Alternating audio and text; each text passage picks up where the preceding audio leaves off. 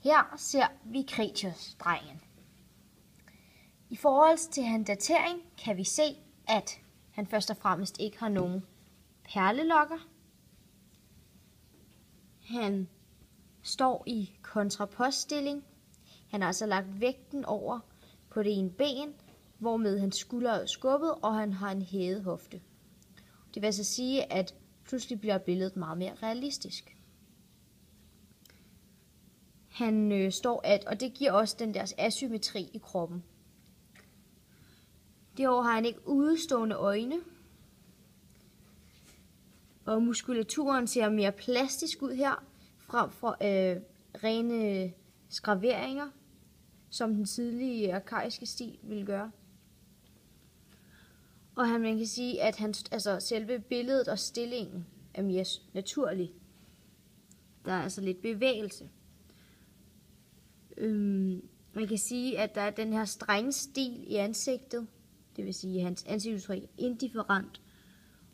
Og man kan se, at han har sådan, at hans smilet ligesom er stivnet. Hvorved der altså heller ikke er det her velkendte arkaiske smil. Det vil altså sige, at vi kan se, at det er en klassisk, og vi vil nogenlunde datere den til den tidlige klassiske, hvilket også stemmer overens med det egentlige årstal, som er 480 før vores tid. Det vil altså sige lige ved den klassiske overgang. Det ses på billedet, at skulpturen lavet af marmor. Man mener, at skulptøren var fra Athen og hed Kritios, og der har skulpturen fået navnet Kretius-drengen. Selve skulpturen blev fundet i 1866 i Akropolis i Athen, blandt andre vigtige fund.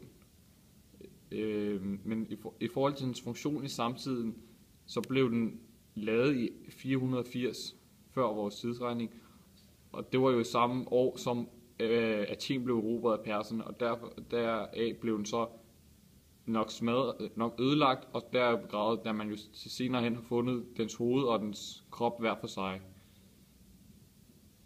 Denne skulptur passer og afviger på nogle forskellige punkter fra den klassiske græske ideal. Den passer på det ledes, at den har en streng stil, den har et udtryksløst ansigt og et stivnet smil, og den står i kontrapoststillingen, som er en mere naturlig stilling. Dog har den ikke, og den har heller ikke nogen perlelokker eller udstående øjne. Den afviger sig også på nogle punkter fra den normale klassiske skulptur, blandt andet ved at håret ikke ser så realistisk ud.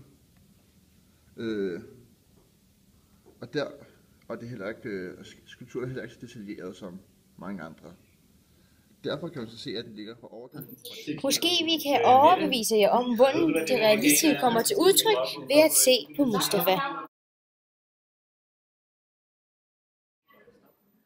Slut!